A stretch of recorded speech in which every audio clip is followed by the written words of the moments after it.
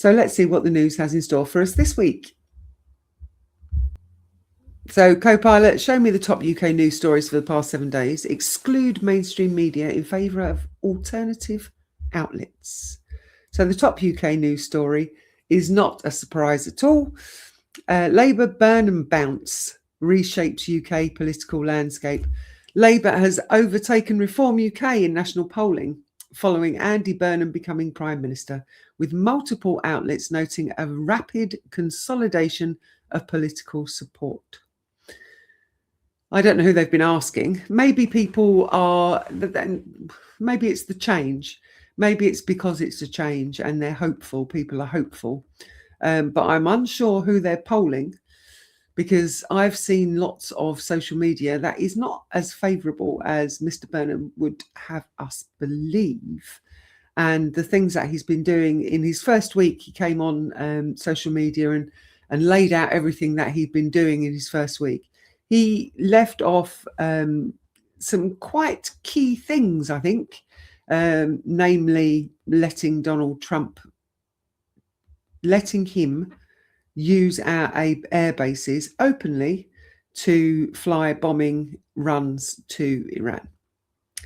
So, and I say openly, he's openly allowed it. However, they've got like shading around the air bases so that people can't actually see. It was declassified news, I think, that brought the information to us about Burnham agreeing to allow Mr. Trump to bomb Iran from our country. So that's effectively putting our hand in the ring. And we know how Iran feels about any country or state that supports the illegal war on Iran. They've made their thoughts perfectly clear. But yeah, that he did that in the first week, but didn't actually announce that in his social media post. So there are things that he's doing that aren't particularly great. Universal Credit Apprenticeship Bursary announced. Pat McFadden introduced a bursary of up to £4,500 for families on universal credit to offset income loss when a child begins an apprenticeship. Okay. I'm unsure if that's going to be helpful. I don't know. It would depend on how much the family lose when the child enters an apprenticeship. So I would imagine that's a kind of top up. It says bursary, but it's a top up. So it would be for the families rather than for the person who's entering the apprenticeship. And when you enter an apprenticeship, you are paid peanuts. It's a very, very cheap form of labour because you're effectively learning a skill, you're learning a trade, dependent on what apprenticeship you've taken. UK Supreme Court rejects Bahrain's immunity in spyware lawsuit. A major ruling allows dissidents' case over Bahrain alleged use of spyware to proceed, denying Bahrain sovereign immunity. So our Supreme Court have allowed dissidents' case over Bahrain's alleged use of spyware to proceed. Well, I'm not sure what that's all about. Technical education routes for 14-year-olds unveiled. Burnham's government announced new technical pathways beginning year 10, age 14, from 2028, linking education directly to local labour markets. Now, I wonder what those jobs would be, because with the way AI is moving and stomping forward, it has curtailed the kind of vastness of the job market and what our 14-year-olds can expect to be technically trained in. So the jobs that will be available for the 14-year-olds that are from next year, when they come into the workforce in the next 4 to 5 years, it's going to be a very slim pathway. And it says technical pathways. Technology, maybe it's to look after AI, maybe it's to build the data centres. Who knows? Navigate politics, internal Labour reshuffle and strategy shifts. Yes, Burnham didn't really get rid of anybody. He still has all the old cronies that were there when Starmer was there. He's just shuffled them about a bit. So they weren't very good in the roles that they were doing. So he's put them into other roles that they're probably equally not suited for. Navigate Politics reports major internal Labour manoeuvring, including John Healey's appointment as Chancellor and a flurry of spending commitments signalling an active summer agenda. I have had people say to me, oh, well, he's only been in a week. You've got to give him a chance. He may have only been in a week, but the policies have been in for a while and we don't like them and he's still keeping them. So he needs, instead of looking at shuffling people around, he needs to look at the policies that people are not happy with and begin to dissect them, I would say. National Herald UK, defence strategy pivots and National Health Service dispute is resolved. Oh, now, maybe not. Recent coverage highlights 15 billion allocated to UK armed forces renewal.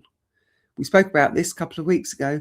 It might have been last week, actually, when I said that, somebody had told me that you probably couldn't fit our armed forces into a football stadium because they're so depleted.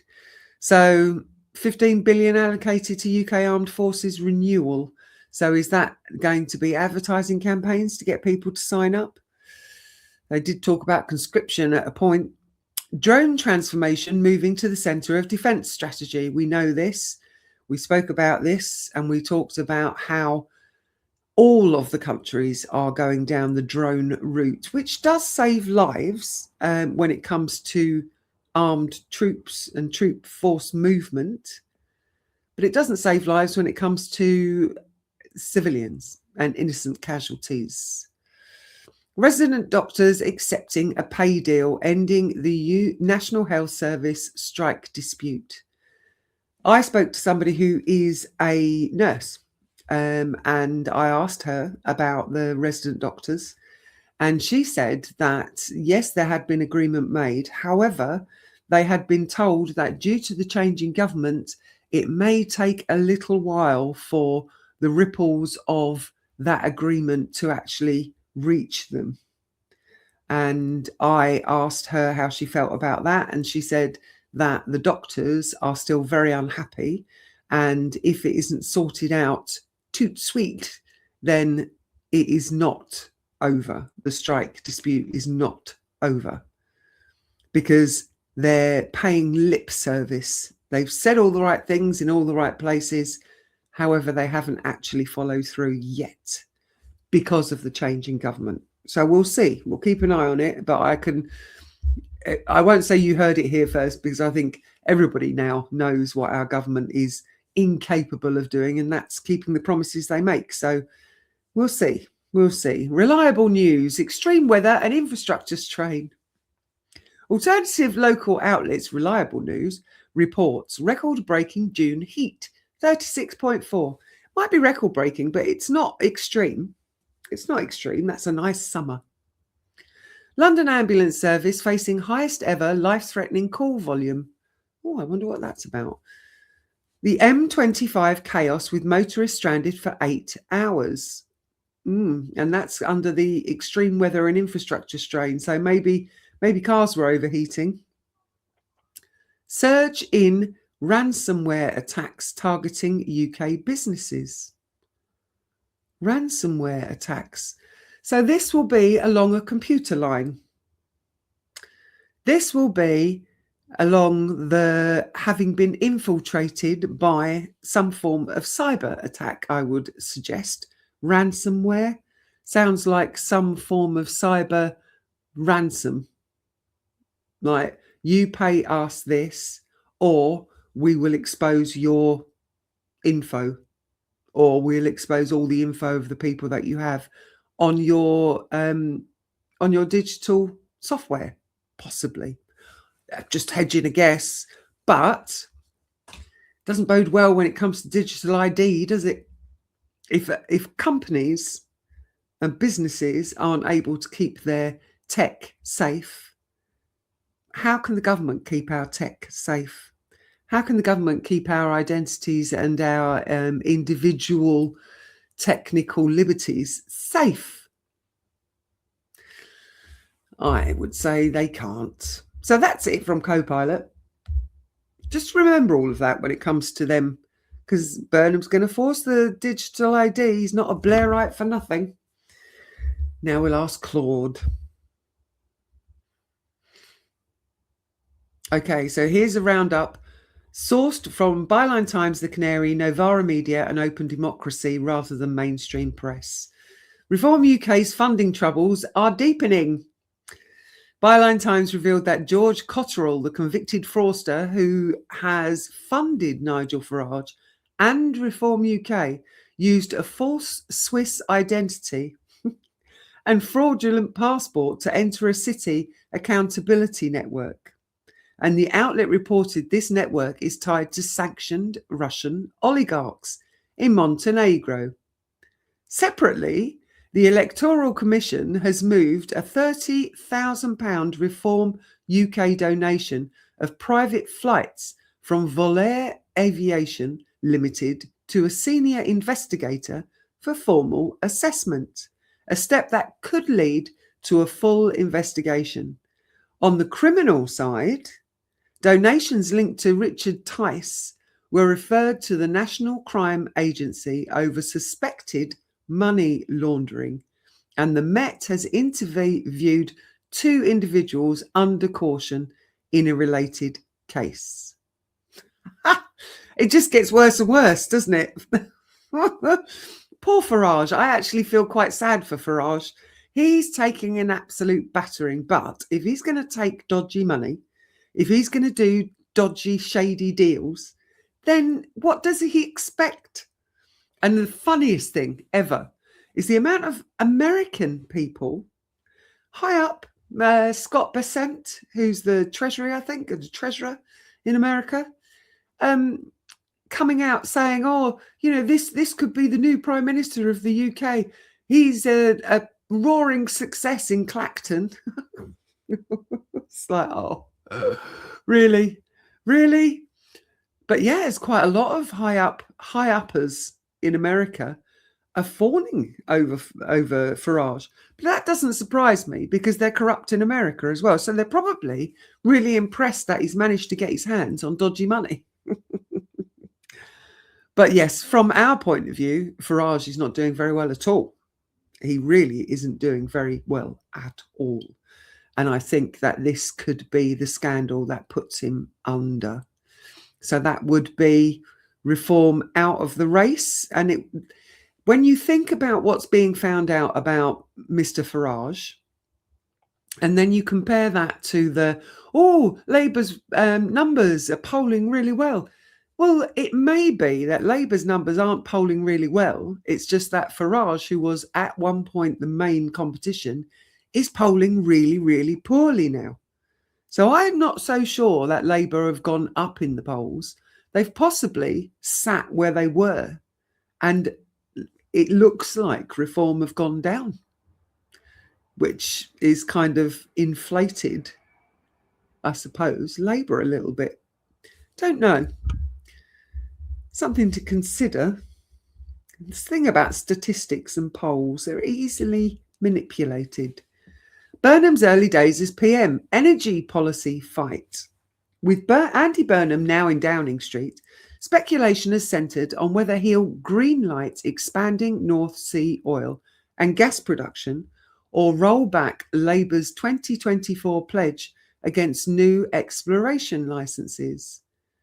The signal from his top team, Deputy Leader Lucy Powell, confirmed Burnham will stick to the manifesto ban on new licences while framing it as a change of emphasis that keeps North Sea gas and oil part of the transition, a middle path that's satisfying neither industry nor climate campaigners.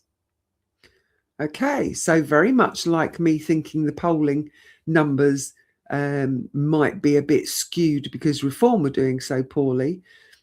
It looks like Lucy Powell is doing the same with this North Sea oil and gas production debacle. I said last week, and I haven't looked into it because from a health and wellbeing point of view, it doesn't really affect us in that way.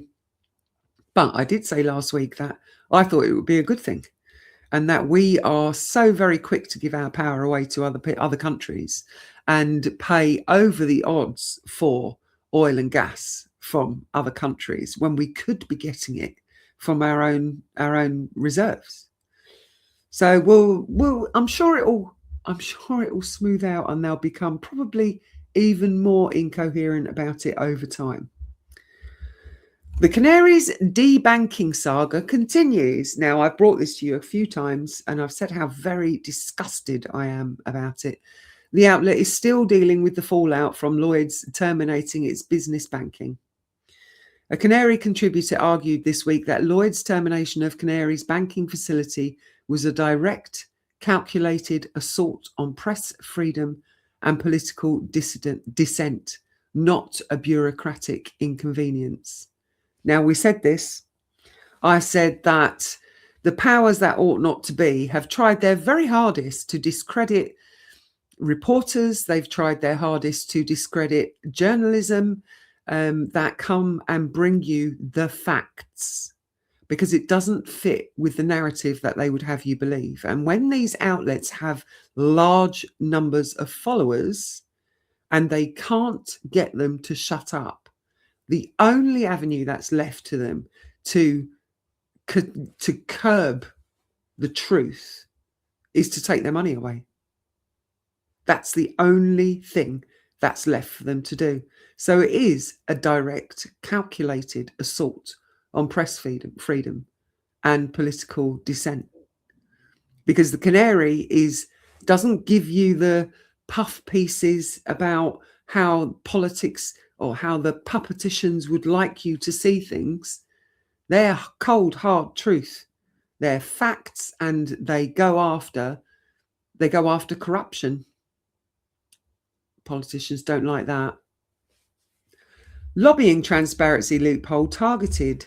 Byline Times continues its running series on ex-ministers monetizing Whitehall access, with reporting flagging that the current free-for-all allowing former government ministers to cash in on their connections with little to no scrutiny could be nearing an end. Well, that would be good. That would be right up there with the Convid and the PPE allocation when it came to the contracts to make the PPE. So the government ministers went and cashed in on their connections, and, well, there were billions lost. Billions, I would argue, embezzled, really. Novara Media on the political mood. Novara's coverage this week has tracked Labour overtaking Reform UK in a new poll, suggesting Burnham's leadership is winning back voters who left after Starmer. Worth watching against the Reform funding stories above. So even Claude thinks it's worth keeping an eye on that, because I think Claude's in the same kind of space as me. Like, the suggestion is that Burnham's leadership is winning back voters that left after Starmer. But is that the reality? Is it the reality? Not so sure.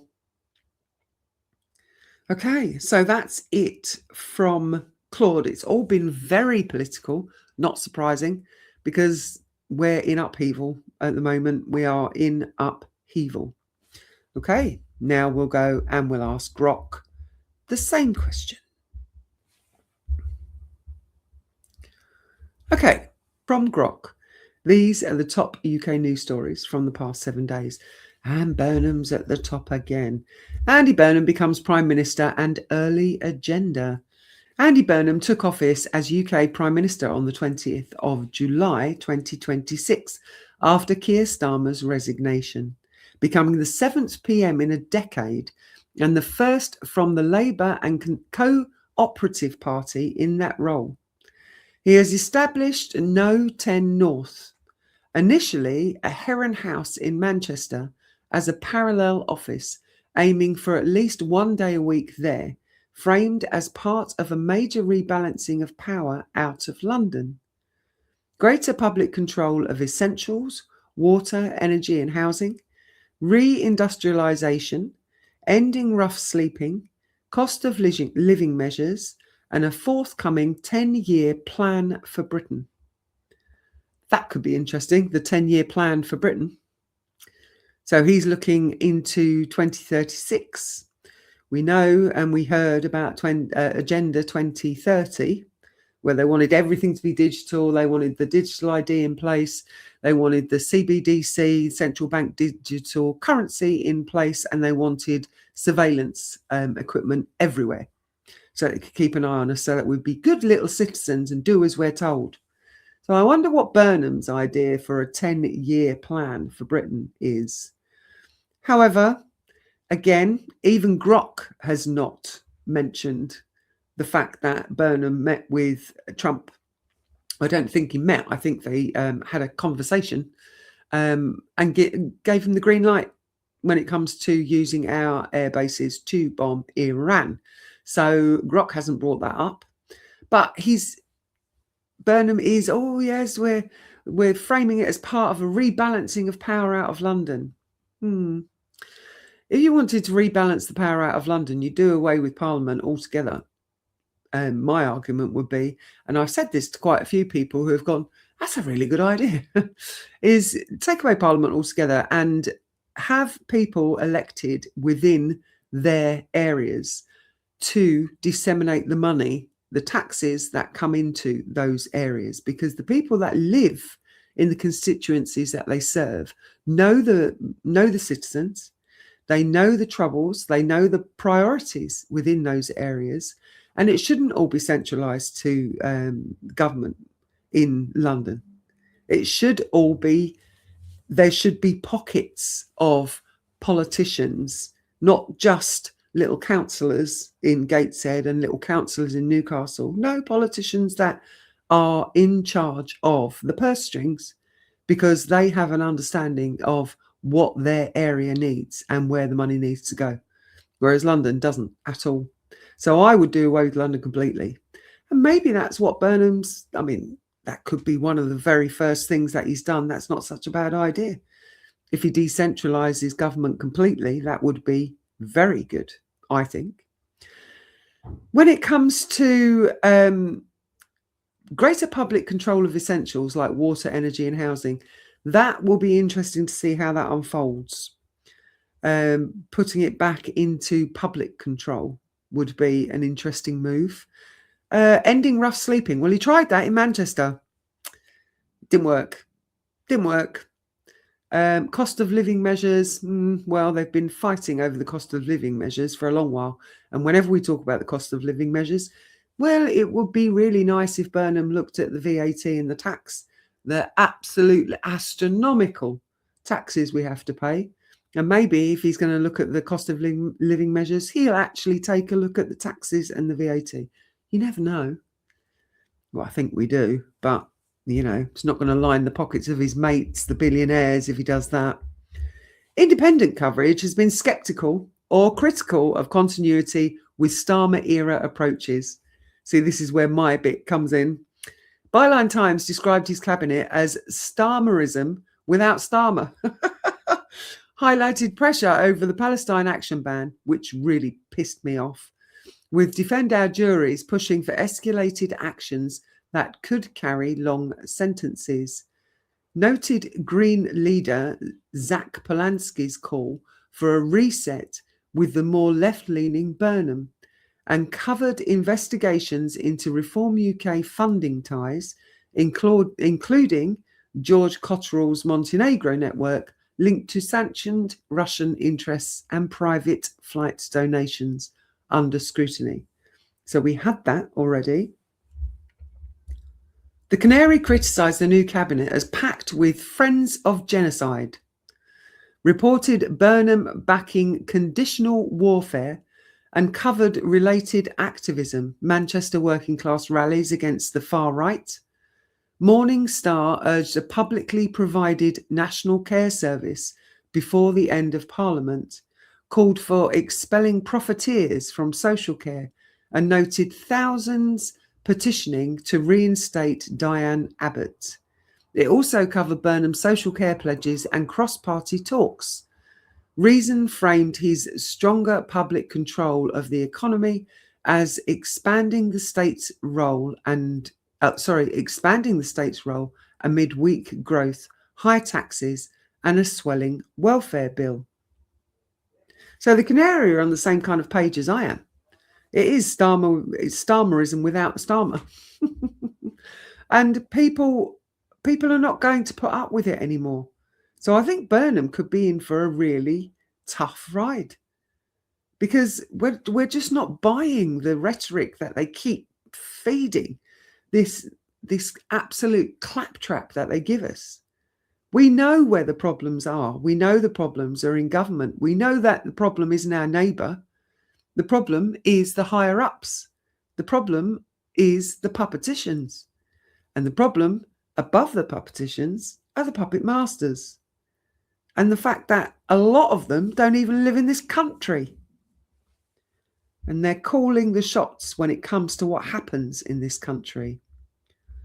Other early moves reported included education reforms, technical subjects like AI manufacturing from age 14, apprenticeship bursaries for parents on benefits, pausing an early release prisoner scheme for review, and hosting Zelensky as the first foreign leader visit, discussing drones and air defense. We know my feelings on Zelensky.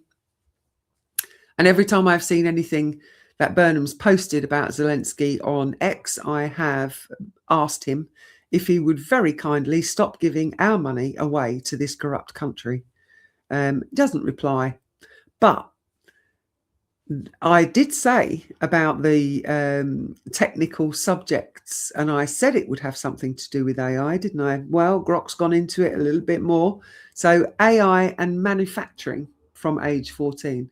So when it comes to the technical side of things, we're looking at having apprenticeship bursaries for 14-year-olds to go into a factory to make the chips that go into the AI. I would suggest it's going to be something like that. I mean, somebody's got to make the computerized systems.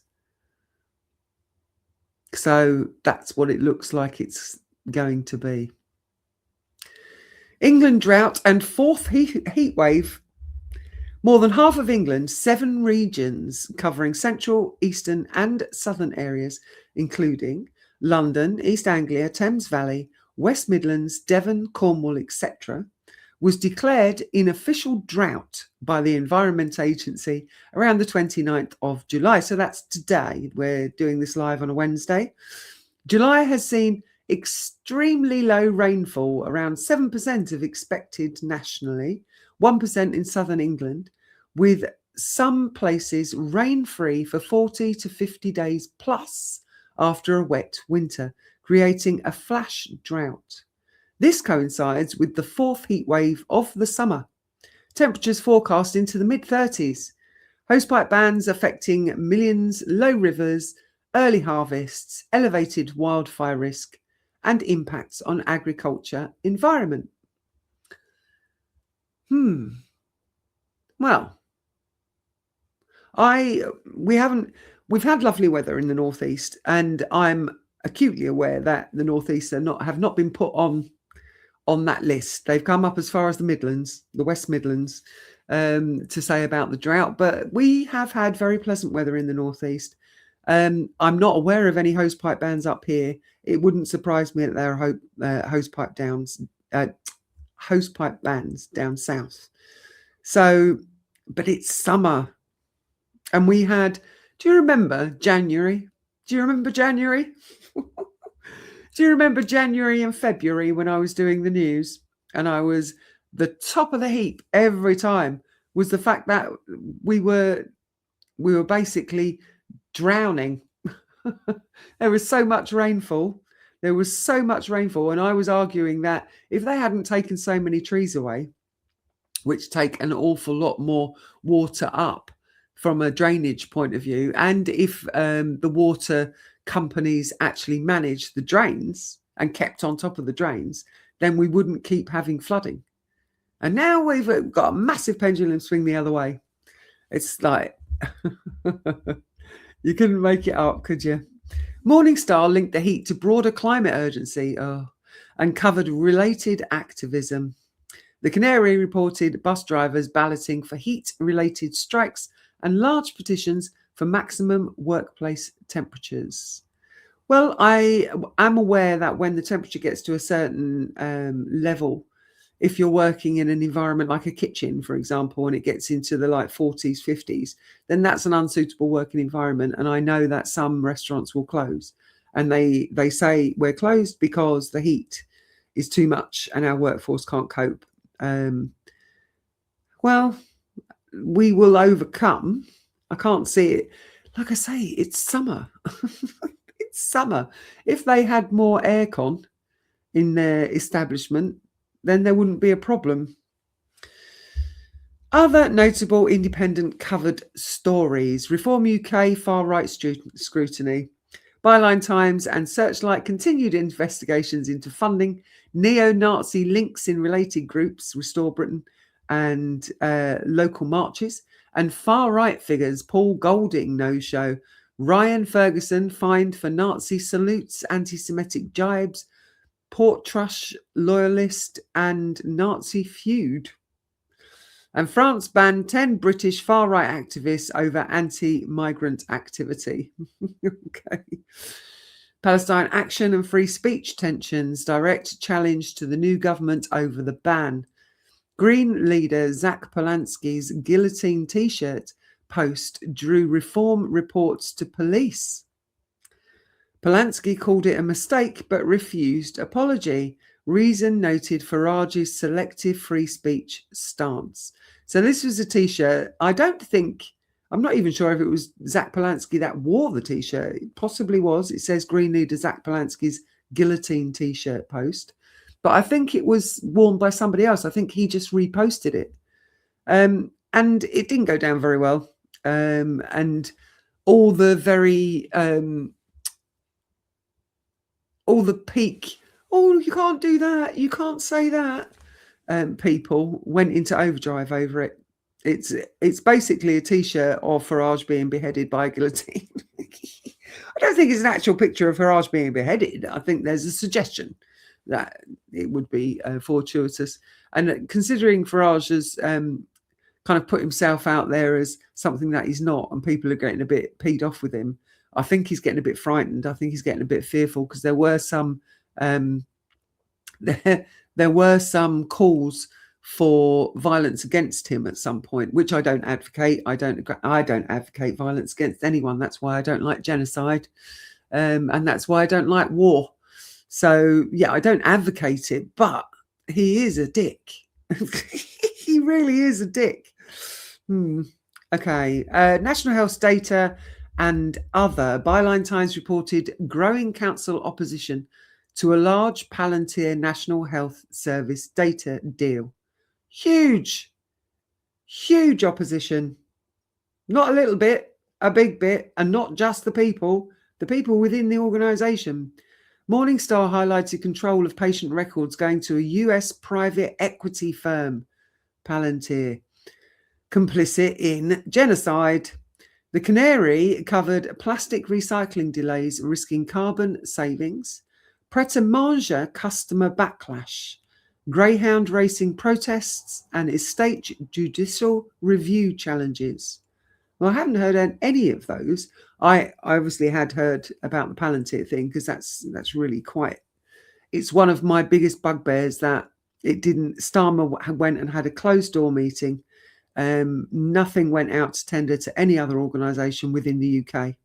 And he decided that he was going to hand over billions of our money to Palantir, who can't be trusted as far as you could throw them. Channel crossings. Nearly 900 arrivals reported in Burnham's first week. including large supersized dinghies. So not little ones, big ones. Though overall, 2026 figures remain down year on year in some accounts. Miscellaneous Bill Oddie. Oh, Bill Oddie. He popped his clogs aged 85. That's not quite how Grok puts it, but that's how I'd like to put it. Various Labour actions and climate protests. So, yeah, good old Bill Oddie. Well, I don't know. He might not have been a thoroughly decent man, but for all of my life, I've only ever remembered him as a thoroughly decent man with a good conscience. So, yeah, heartfelt thoughts to his family as he traverses the next great adventure. So these reflect the emphasis on non-mainstream outlets, stronger focus on left anti-establishment critiques of Labour continually. Continuity. Continuity, not continually. Reform-funded and far-right activity, climate Labour activism, and civil liberties issues around protests and speech. Coverage of the core political transition and weather crisis appears across sources, but framing and secondary stories differ markedly from mainstream reporting. Okay, so nothing from a health and wellbeing point of view. If you're feeling hot, get a fan. Get some air conditioning. You can buy air conditioners in this country, and I don't think they're that expensive. Actually, I think they're probably expensive to run, but not expensive to buy. But you can just like get one of those fans, or find shade. Find shade. Oh dear, we're in summer. It's going to be hot in summer.